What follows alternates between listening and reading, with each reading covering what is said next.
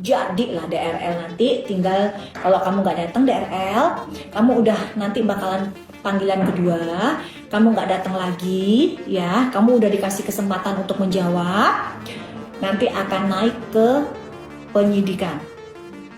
Jadi nanti status kamu tersangka. Aku belum dapat kabar dari pihak pengacara. Aku malah update-nya dari TikTok ya, dari media sosial ya. Kemarin dia datang panggilan untuk beliau, tapi aku belum dapat informasi lagi dari pengacara. Mungkin yang bilang bahwa Doktif meraba-raba badan kamu itu fitnah keji. Udah, ini puasa nih, ayo siapa yang puasa? Siapa yang puasa? Kalau puasa, tuh ya Doktif yang katakan jujur apa adanya, nggak pernah Doktif, apalagi raba-raba dia.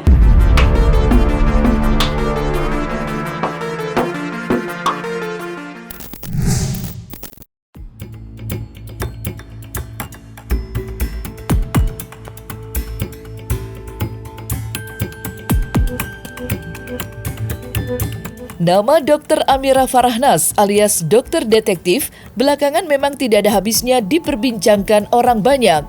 Bermula dari aksi bongkar-bongkar dugaan kecurangan sederet merek skincare di media sosial, Doktif kini terlibat dalam kemelut hukum dengan beberapa pihak. Salah satu pihak yang berseteru dengannya adalah Dr. Richard Lee. Seperti diketahui, kisruh antara Doktif dan Dr. Richard Lee memang sudah berjalan sejak lama. Tepatnya sejak Doktif buka suara terkait dugaan kurang baik terhadap produk White Tomato milik Dr. Richard. Akibatnya berbagai bentuk peperangan pun telah mereka lalui. Mulai dari saling pamer bukti di media sosial hingga aksi lapor-melapor ke pihak kepolisian. Kini perseteruan antara Doktif dan Dr. Richard pun telah memasuki babak yang baru.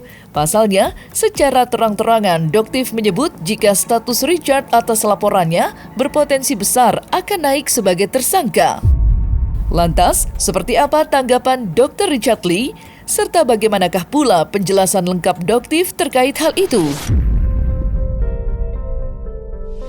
Wah, buktinya udah kuat. Jadilah DRL nanti, tinggal kalau kamu nggak datang DRL, kamu udah nanti bakalan panggilan kedua, kamu nggak datang lagi, ya, kamu udah dikasih kesempatan untuk menjawab, nanti akan naik ke penyidikan. Jadi nanti status kamu tersangka. Kalau Doktif tersangka bangga, Doktif membongkar kebohongan. Kalau kamu tersangkanya karena ketahuan membohongi publik gitu. Jadi kita beda, ya. Kita beda status tersangkanya, gitu ya DRL ya.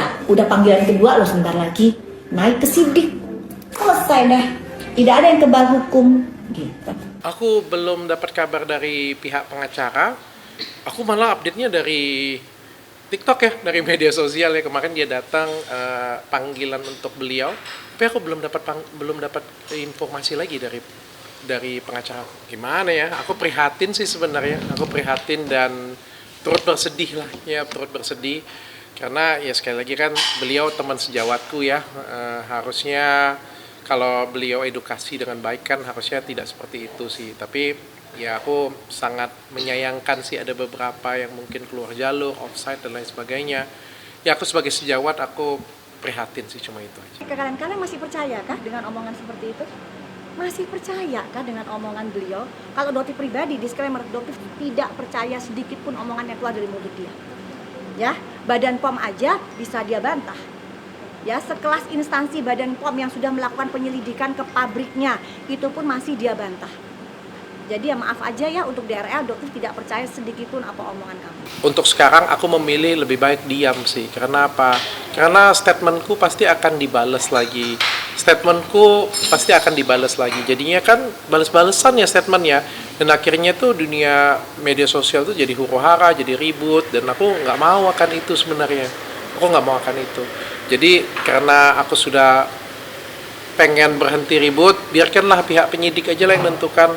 Aku hargain apapun itu keputusan pihak penyidik. Kalau penyidik bilang dia tersangka, ya beliau bersalah, ya silakan. Kalau menurut pihak yang berwajib dia nggak bersalah, ya aku ikut semuanya jalur hukum. Soalnya sekarang sudah agak chaos ya, dia ngomong nanti ada dari kubu dia, aku bicara nanti dari pengikutku ada. Akhirnya kan kita sibuk ya perang satu sama lain, nggak capek apa kan kita apalagi ini mau Ramadan kan, mau Lebaran, udahlah kita baik-baik aja, damai-damai aja. Berharapnya damai. Aku dari dulu pengennya damai, pengennya bahkan dari sebelum Desember ya di podcast Denny Sumargo ya, aku sudah ngomong aku pengen ketemu dengan dia, aku pengen damai-damai aja kayak gitu. Kalau misalnya memang aku ada salah, ada kekurangan, ya aku siap kok memperbaikin diri. Yang benar aja aku siap lebih baik lagi, apalagi kalau misalnya ada kekurangan, ada yang salah, ya aku siap perbaikin diri itu aja.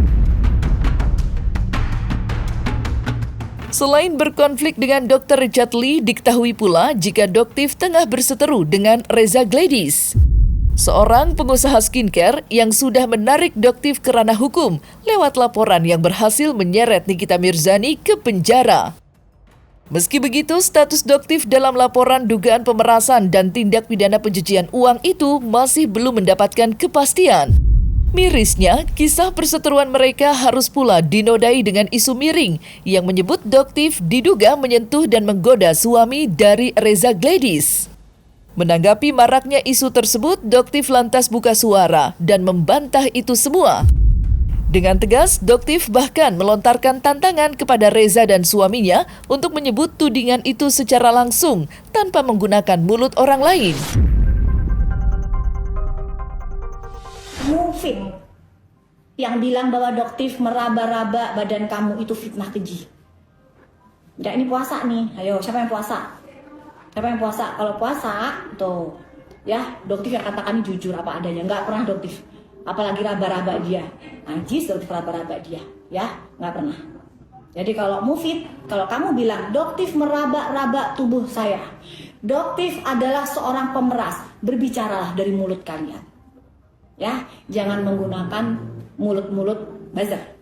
Jangan menggunakan mulut orang-orang bayaran. Jangan menggunakan mulut orang lain seperti Sela atau Rahma, seperti mulut dari Arif Afanda, karena mereka lah yang akan terkena pasal pencemaran nama baik. Pokoknya semuanya diserahin ke Polda Metro Jaya, semoga keadilan kebenaran tegak lurus. Bismillah. Jadi jangan ditantangin, Doktif tipenya bukan pengecut. Gitu. Kecuali kalau emang kamu pengecut ya, kamu pengecut nggak Reza, adepin Doktif, jangan pelongak-pelongak, itu aja harapannya Doktif kalau ketemu nanti. Ya, bikin VT, Doktif itu meraba-raba suami saja, gitu dong. Ayo sini, tidak ada titik-titik ya, sini ngomong begitu. Kena lah, mana berani, nggak bakalan berani. Karma pelan-pelan sudah mendekatimu, tinggal tunggu hari aja. Sebentar lagi kejahatan kau binatang buas itu akan segera terungkap ya. Jadi akan runtuh kau sayang ya, akan runtuh kau sayang. Layaknya perseteruan dengan Reza Gladys, kisruh antara Doktif dan Sheila Saukia pun masih diselimuti abu-abu ketidakpastian. Baik Sheila Saukia maupun pihak Doktif hingga sampai saat ini masih mencari keadilan atas kejadian di akhir bulan Januari silam dengan membuat laporan terhadap satu sama lain. Ya, Doktif yang merasa tidak terima lantaran diduga dilabrak oleh Sheila sontak melaporkan sang pengusaha skincare itu atas dugaan pemerasan kemerdekaan. Sedangkan Sheila Saukia menduga jika Doktif telah menyebarkan data pribadi di hadapan umum. Namun yang mencolok perhatian belakangan ini sempat tersiar kabar yang menuding Sheila sudah ditetapkan sebagai tersangka. Sementara Sheila pun sudah membuat klarifikasi bantahan dan kini ia justru yakin jika laporannya lah yang akan lebih dulu diproses penyidik.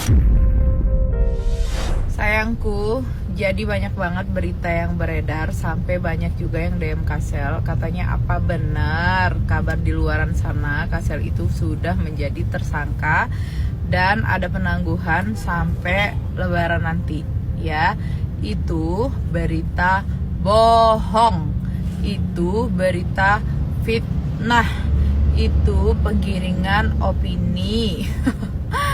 Nggak benar semuanya. LP Kasel ke orang itu, LP orang itu ke Kasel, semuanya masih dalam tahap klarifikasi wawancara. ya klarifikasi ke Kasel ataupun ke saksi-saksi. Jadi untuk berita yang beredar di luaran sana tentang tersangka, tentang penangguhan, berita bohong. Kasel minta doa terbaik aja. Iya tersengkong kan udah bilang. Tunggu ada 3 orang tersengkong. Bener nggak? Kan gue udah bilang tunggu ya, gue siap-siap mau nyemil, mau makan sambil ngeliat ada yang tersengkong. Bener udah tersengkong kabur Doski. Ya, udah tersengkong itu. Jangan mau Pak penangguhan ya Pak ya, jangan Pak ya. Jadi kalian bisa tandain nih yang koar-koar dibilang Kasel itu tersangka, penangguhan sampai lebaran ya. Kalian tandain orangnya, besok-besok kalau dia ngomong jangan dipercaya lagi. Berarti dia suka menyebar berita bohong. Ya sayangnya, mohon maaf lahir batin. Ayo Pak, ini buktinya udah terpampang nyata ratusan ribu. Bener omongan Mamski ya, ternyata SS tersengkong. Iya, memang tersengkong.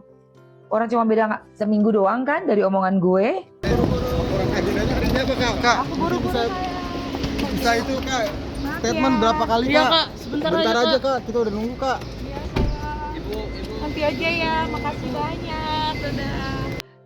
Mam, geng sirkus minta pengenangguhan. Kan gue udah bilang ada 3 tersangka. Kalian pada nggak percaya ya kan? Gue udah bilang 3 tersangka say. Sekarang baru pada oh iya ya Mamski bener ya. Ternyata ada 3 tersangka tapi pada minta penangguhan semua. Joget-joget sekarang main biliar di rumah orang. Orang sampai nggak tidur ya, sampai malam, sampai pagi, sampai subuh. Ngapain di situ? Udah gitu diiniin lagi, diekspos. Memalukan banget. Kalau gue sih nggak mau gue ekspos kayak begitu. Jadi kan semuanya pada berburuk sangka. Apa sebenarnya yang terjadi di balik panasnya huru-hara problematika dunia skincare tanah air? Pertanyaan inilah yang kini menari-nari di benak warganet. Terlebih lagi, hari berganti hari, semakin banyak saja aktor-aktor baru yang ikut diseret-seret dalam pusaran kisruh skincare. Masalah itulah yang sempat menerpa pengusaha skincare Bella Sofie. Belum diketahui secara pasti memang siapa yang sebenarnya pihak pertama kali menyuarakan ini. Namun besar dugaan bahwa sosok itu adalah Sheila Saukia. Tentu Bella Sofie pun tak terima begitu saja menyaksikan namanya dibawa-bawa seenaknya. Apalagi Bella Sofie dan pihak yang diduga sengaja menyeret namanya itu tidak kenal satu sama lain. Hal itulah yang membuat Bella Sofie lantas bersuara di media sosial dan meminta klarifikasi kepada Sheila Saukia.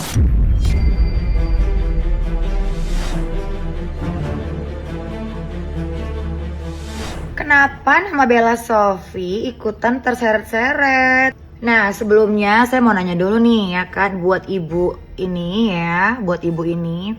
yang DM-nya lagi tersebar luas ya, viral banget. Oke.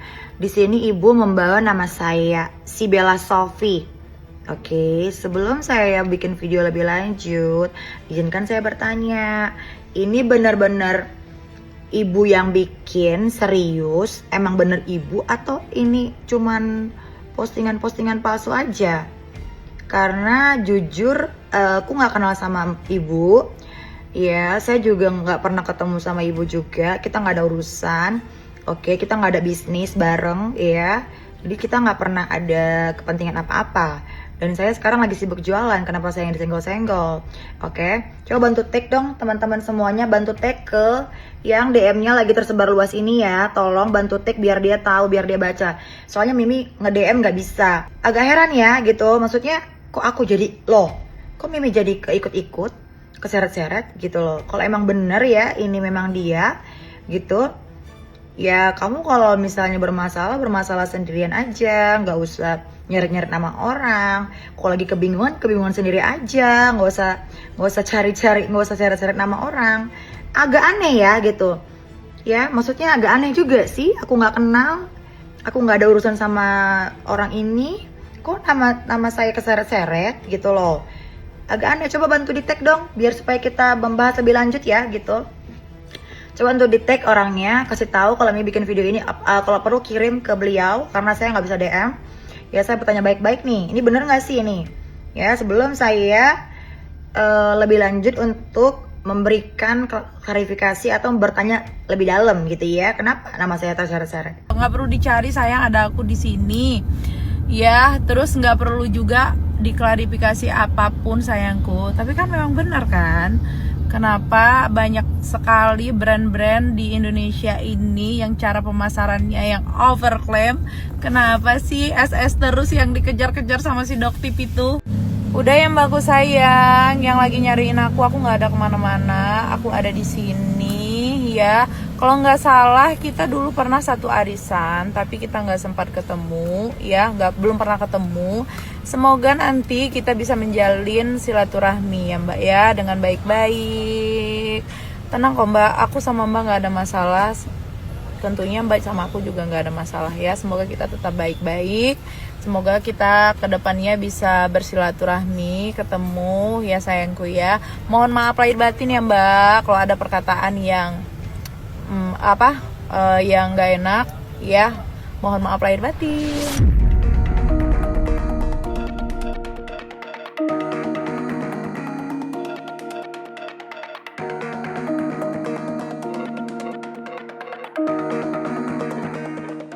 Nah, selesai sudah Cumi Lovers. Saksikan terus Cumi Cam In Depth, kabar lengkap, mendalam, dan akurat dari narasumber terpercaya. Dan jangan lupa untuk like, subscribe, dan juga share channel YouTube Cumi Cumi.